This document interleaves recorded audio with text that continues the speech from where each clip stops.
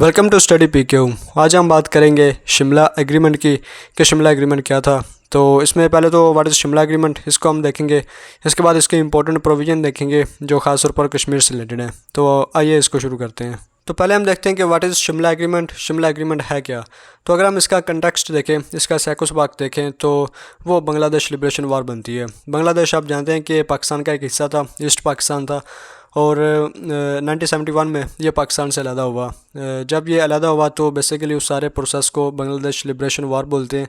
तो इसमें इंडिया ने बेसिकली बांग्लादेश को सपोर्ट किया। बांग्लादेश में जो बागी थे, वहाँ पर जो हुकूमत के ख़िलाफ़ एहतजाज कर रहे थे, उनका साथ दिया, और इस तरह एक वार के ज़रिए, एक सिविल वार के ज़रिए बांग्लादेश पाकिस्तान से अलहदा हुआ और एक अलग कंट्री के तौर पर उभरा।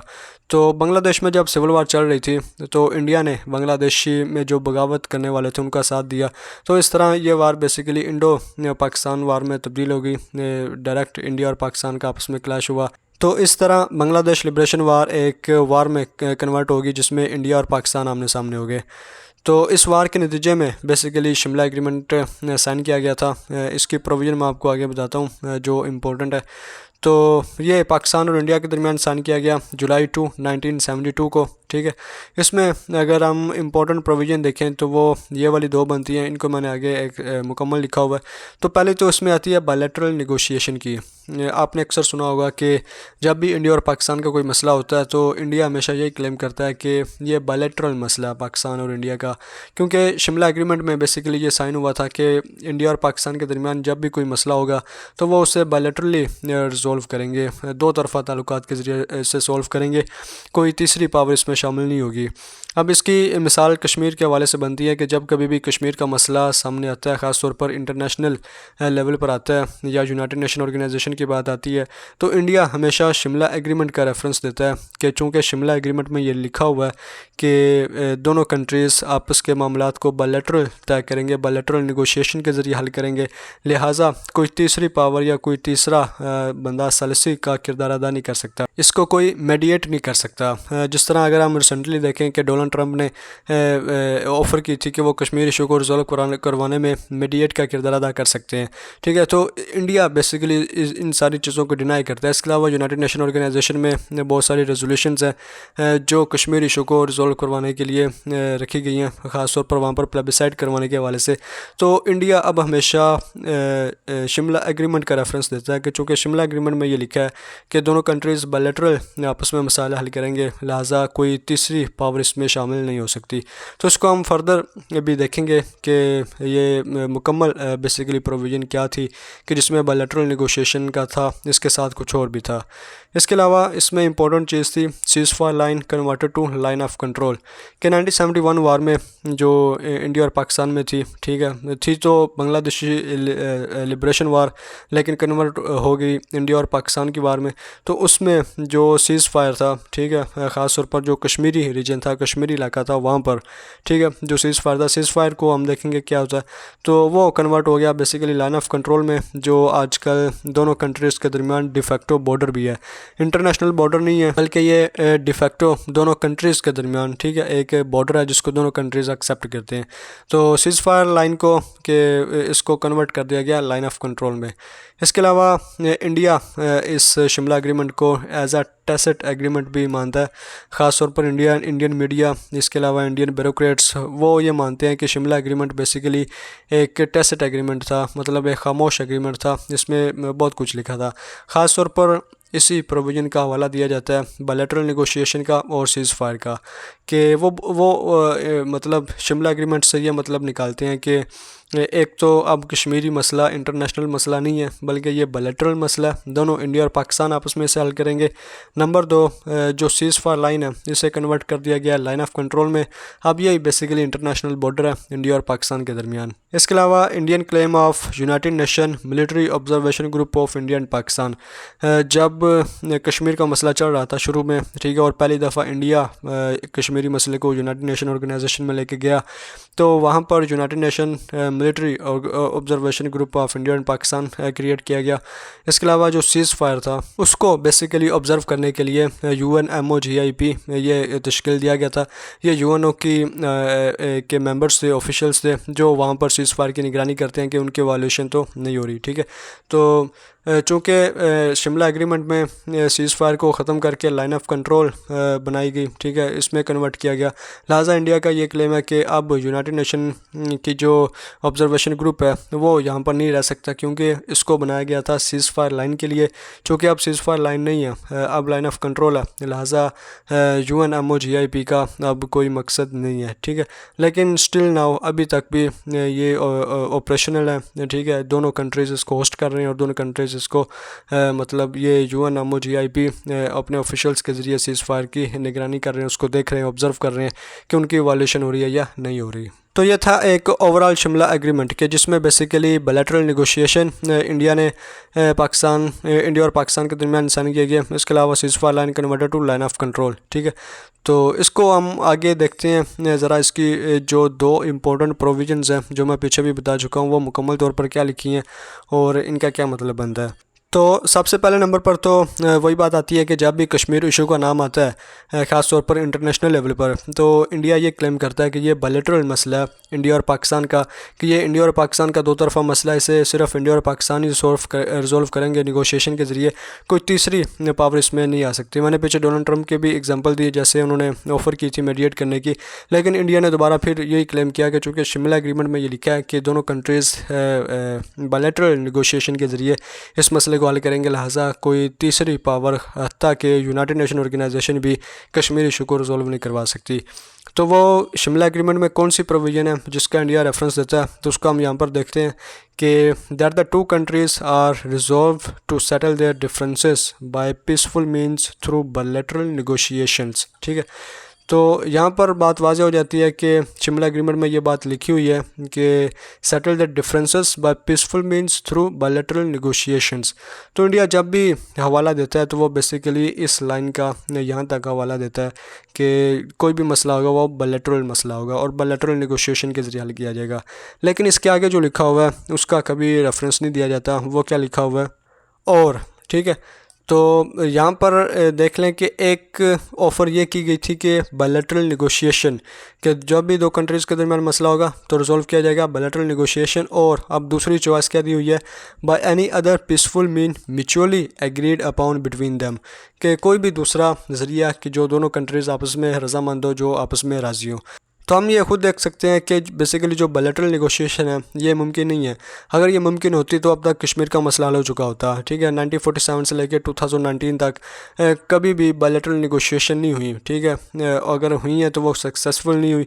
अगर इंडिया कोई ऑफ़र करेगा तो वो पाकिस्तान एक्सेप्ट नहीं करेगा, अगर पाकिस्तान कोई ऑफ़र करेगा तो वो कभी भी इंडिया एक्सेप्ट नहीं करेगा। तो बायलैटरल नेगोशिएशन इस मसले का सलूशन नहीं है। लिहाजा शिमला एग्रीमेंट के अंदर ही जो दूसरी चॉइस लिखी हुई है, और by any other peaceful mean mutually agreed pound between them, कि कोई भी दूसरा ज़रिया जो दोनों कंट्रीज़ जिस पर रजामंद हो। लिहाजा इसमें सबसे इम्पोर्टेंट चीज़ यूनाइटेड नेशन ऑर्गेनाइजेशन की आती है, अक़वाम मुत्तहिदा की आती है, कि उसे चाहिए कि वो एज अ मीडिएटर का रोल अदा करें, क्योंकि बायलैटरली ये मसला हल नहीं हो सकता। मैं पहले भी बता चुका हूँ कि अगर ये हल होना होता तो ये कब का हो चुका होता। लिहाजा UNO को, यूनाइटेड नेशन ऑर्गेनाइजेशन को ही ये मसला हल करवाना होगा।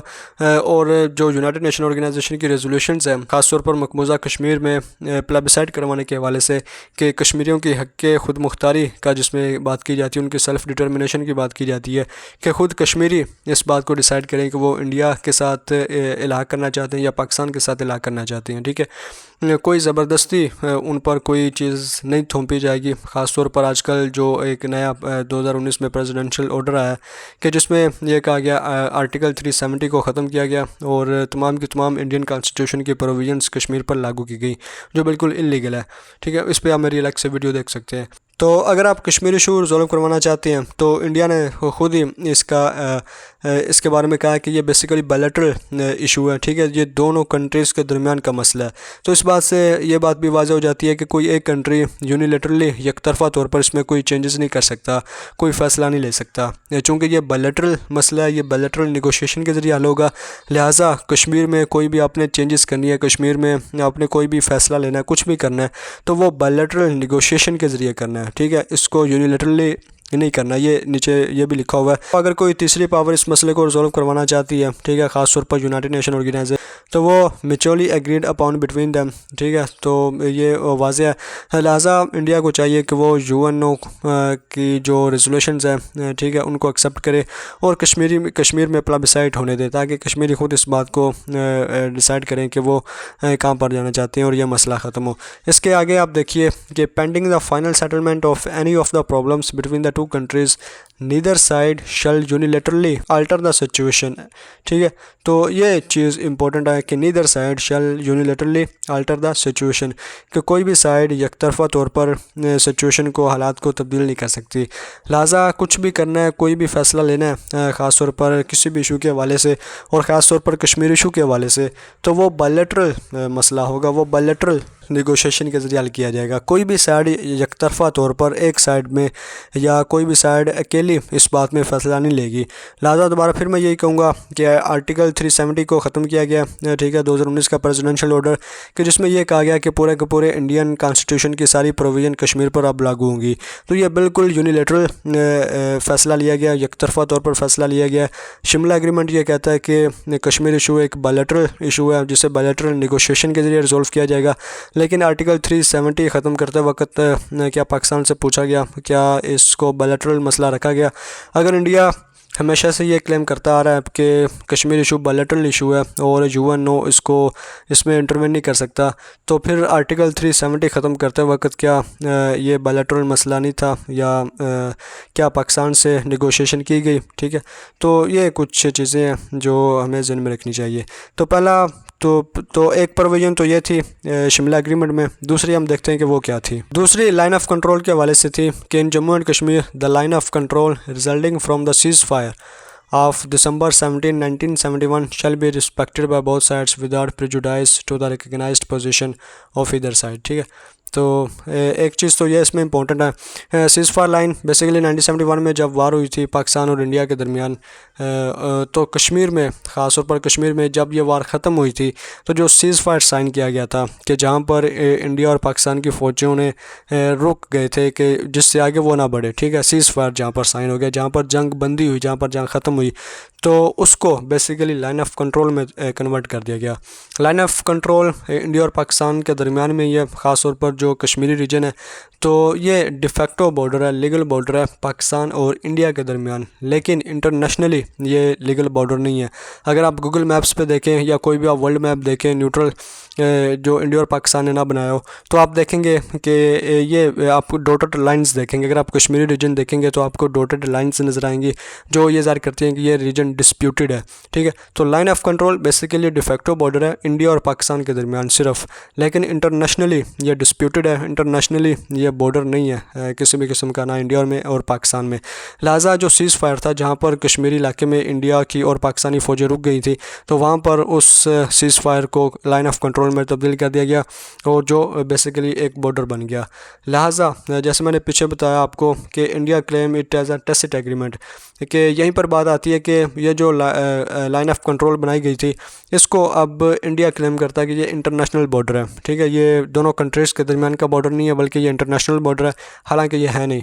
अब आगे देखिए कि neither side shall seek to alter it unilaterally respective of mutual differences and legal interpretation, कि कोई भी साइड इसको यकतरफ़ा तौर पर चेंज नहीं कर सकती। अब कश्मीर के बारे में आप जानते हैं कि आधा कश्मीर तकरीबन पाकिस्तान के पास है और आधा इंडिया के पास है।